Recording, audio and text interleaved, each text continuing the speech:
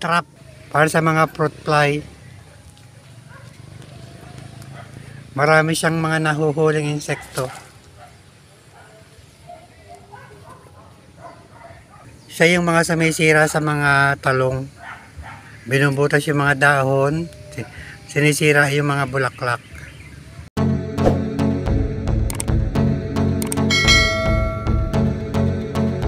Welcome to my vlog. Pupunta tayo dito sa likod ng bahay para bisitahin ang tanim na talong. Titingnan natin kung ano na itsura, kung may bulaklak na ba o tuluyan bang nabuhay. Ganito na ang itsura ng talong ngayon. Malalapad na ang mga dahon. Matataas na, mayroon ng mga sanga. Actually may mga bulaklak na. Nakakatuwa, ganito na ang itsura ng tanim na talong. Ang bilis lumaki.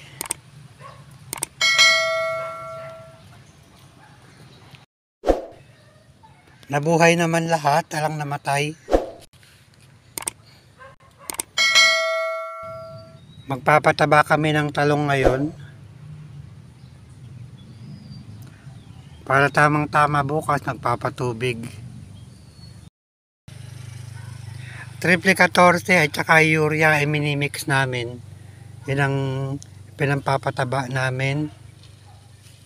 Para mas mabilis bumulas. Bali kapapatubig lang nito noong isang araw.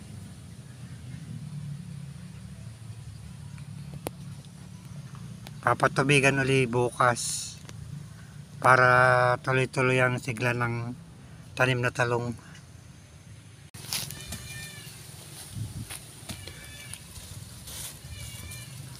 Naglalagay ng pataba ngayon dito sa tanim na talong. Si Don Paquito tsaka si Mang Jumong. Para ng pagpalalagay ng pataba sa pagitan ng bawat talong, mayroong mga butas.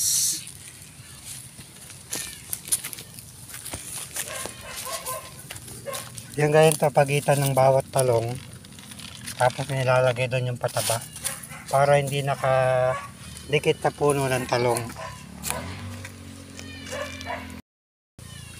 Bali bubutasan muna yung pagitan ng talong. Gagawa ng butas na maliit.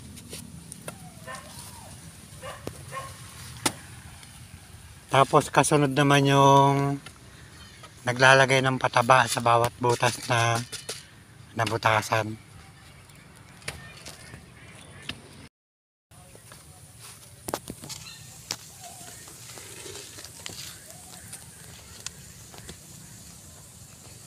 Actually, kapapatubig lang nila ng isang araw.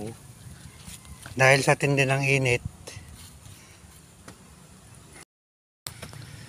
madaling natutuyo ang lupa.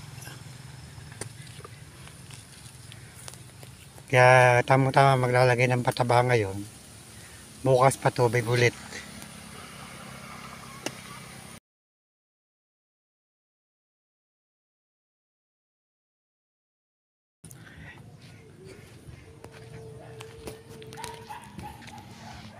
Matatapos na rin magpataba sa tanim na talong dito sa likod ng bahay.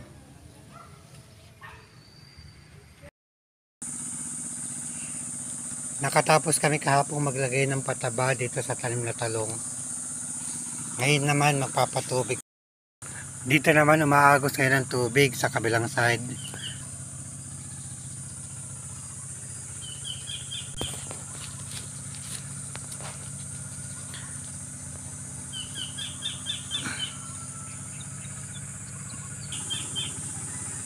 May flashback pa si Don Paquito. Uminom ng vitamins kagabi. Kasama si Mang Jumong.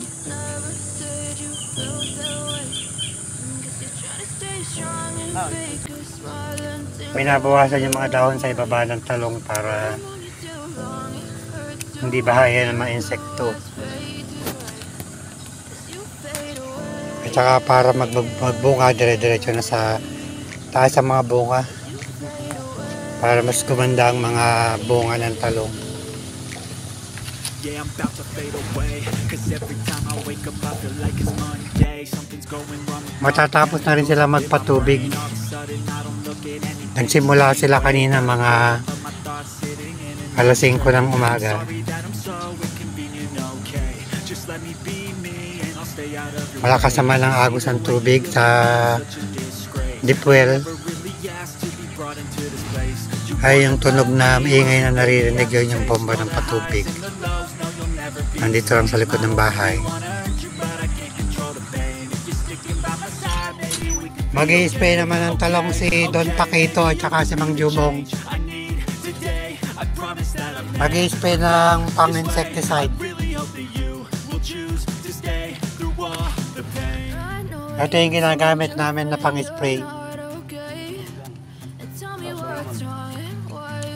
Burdan at Solomon. Siguradong matatakot ang insekto niyan.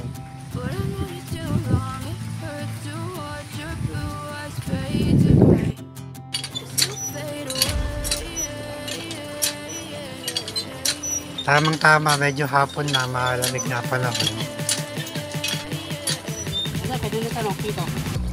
Kasarapang magpatay ng mga insekto.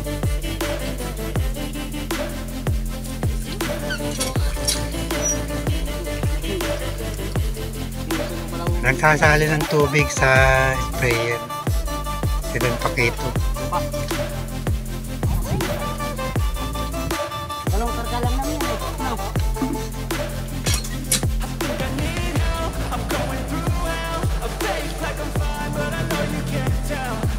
Pagka ganito kasing hapon, mas maraming lumalabas ng mga insekto. Kaya mas magandang mag-spray kapag kahapon. Para nasasapul ng gamot ang insekto, tuluyang mahilo hanggang sa matigok na. Naglagay din kami ng trap para sa mga fruit fly. Marami siyang mga nahuhuling insekto. Itong mga insekto na ito kasi sa yung mga sumisira sa mga talong. Binubutas yung mga dahon, sinisira yung mga bulaklak. Ang daming nahuli, oh. Mga fruit fly. Madami din silang mga inilagay. Naglagay sila sa paikot ng taniman ng talong. Kahit dito sa mga tanim na gulay, naglagay din sila ng panghuli ng mga insekto. Dumadapo kasi yung mga insekto dito sa amoy ng gamot. Na-attract sila kaya nadadali sila ng catcher. Karamihan mga fruit fly. Still here. Thanks for watching.